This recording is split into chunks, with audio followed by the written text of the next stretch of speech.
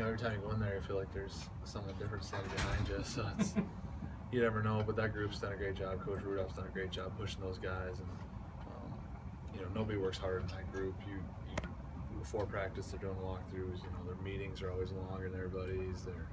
They're always spending extra time, and I think that extra time is paying off for those younger guys, catching them up, and then the older guys, just trying to lead that group.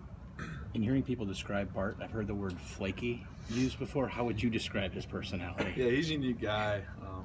Obviously, that interview after the game, I watched that today. I got a few good laughs out of that. Bart, well, that's Bart. He's keeps it light, keeps it real, and has a good time. And it showed. He was the same guy in that huddle that he was, out of the huddle. So that's good to see.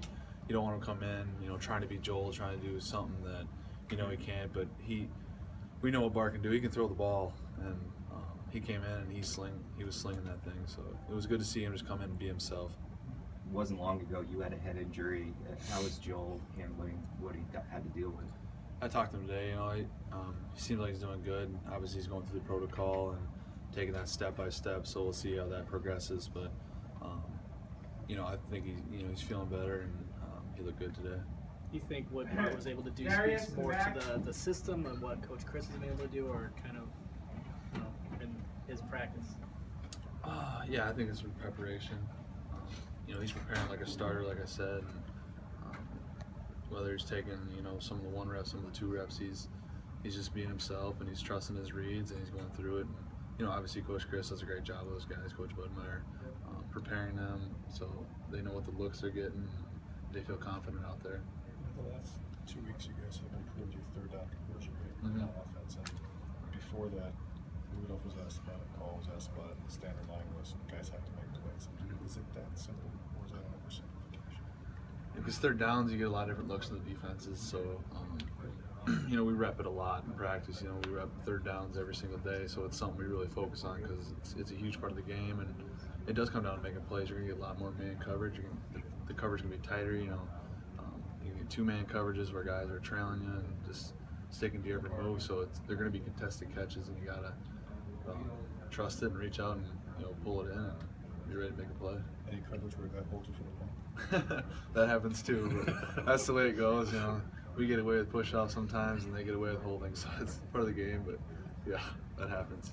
Did you have any sense on Saturday that there was anything wrong with Joel when you came back in for half the series? Is everything going too fast? Sorry.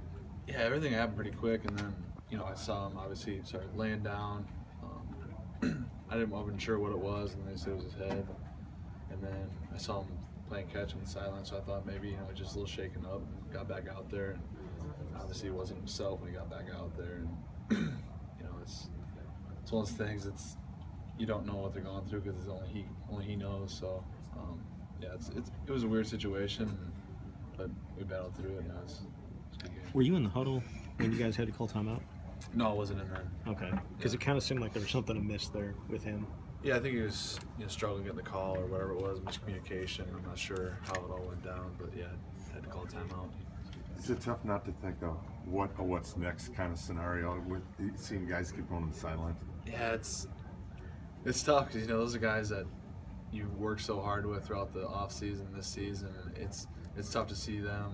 You feel for them because they do anything to be out there with you, and and Rob, Wheelwright, Dan Volts, Joel, obviously, all leaders and all guys that younger guys look up to, and we really rely on as a team. So when they go down, you feel for them, and but like I said, it's part of the game, and guys got to be willing to come in and step up. Can you remember the offense being this banged up in the years you've been here?